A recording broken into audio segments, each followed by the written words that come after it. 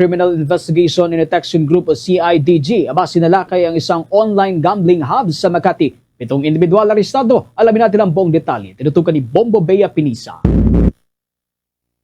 Sinalakay at nagsagawa ng isang raid ng Philippine National Police sa pangunguna ng kanilang Criminal Investigation and Detection Group Unit para masakote ang mga individual na patuloy na nag-ooperate ng isang online gambling site sa Makati nitong Biyernes ng gabi.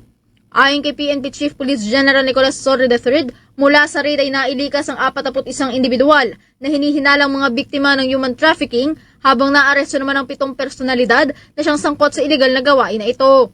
Sa inisyal na report ng Criminal Investigation and Detection Group, napag-alaman na ang 7 ay kinabibilangan ng 3 Taiwanese, 1 Chinese, 1 Myanmar national at 2 Pilipino. Ang 5 banyaga ay napag-alaman namang pawang mga empleyado ng isang gambling company na nag-ooperate bilang isang internet gambling operator nang walang lisensya mula sa Philippine Amusement and Gaming Corporation. Nakumpiska sa operation ang 16 na computer units, 25 na mga SIM cards, 227 na mga ID at iba pang dokumento.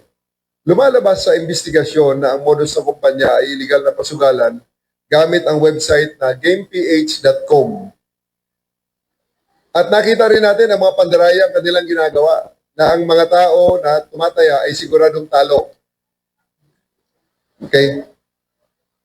Sa ngayon ay nasa kustodiya ng CIDG ang mga suspect at isinasailalim sa inquest proceedings para sa paglabag sa Executive Order 74, PD 1602 in relation to RA 10175 o Cybercrime Prevention Act at RA 8484 or Access Devices Act. Nakumpiska naman mula sa operasyon ng 60 computer units, 25 SIM cards, higit sa 200 identification cards at iba pang mga dokumento na siyang isa sa ilalim naman sa mga pagsusuri. Napag-alaman din sa investigasyon na modus ng kumpanya na tiyaking matatalo ang mga tataya sa kanilang pasugalan gamit ang kanilang gaming website kung saan tahasang nakita ng Philippine National Police ang mga pandarayang ginagawa ng mga empleyado upang masiguro na matatalo ang mga tinatayang pera sa kanilang website. Ngayon naman ay nasa kustudiya na ng Criminal Investigation and Detection Group ang 7 naaresto at isinasailalim na sa ngayon sa inquest proceedings dahil sa kanilang naging paglabag sa Executive Order 74, Presidential Decree No. 1602 in relation to Republic Act 10175 o mas kilala bilang Cybercrime Prevention Act at Republic Act 8484 o paglabag sa Access Devices Act. Nakumpiska sa operation ang 16 na computer units, 25 na mga SIM cards, 227 na mga ID at iba pang dokumento. Lumalabas sa investigasyon na ang modus ng kumpanya ay illegal na pasugalan gamit ang website na gameph.com. At nakita rin natin ang mga pandaraya ang kanilang ginagawa na ang mga tao na tumataya ay siguradong talo. Okay? Sa ngayon ay nasa kustodiya ng CIDG ang mga suspect at isinasailalim sa inquest proceedings para sa paglabag sa Executive Order 74, PD 1602 in relation to RA 10175 o Cybercrime Prevention Act at RA 8484 or Access Devices Act.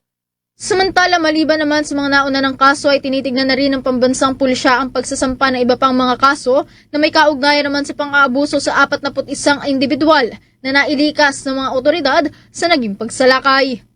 Mula dito sa Quezon City, ito si Bombo Bea Pinisa and this is Bombo Radio Philippines, the number 1 and most trusted source of news and information. Basta Radio, Bombo! For the most trusted source of news and information, visit our website at www.bomboradio.com. Follow us on Bombo Radio mobile app, Facebook, YouTube, TikTok, and X, formerly Twitter.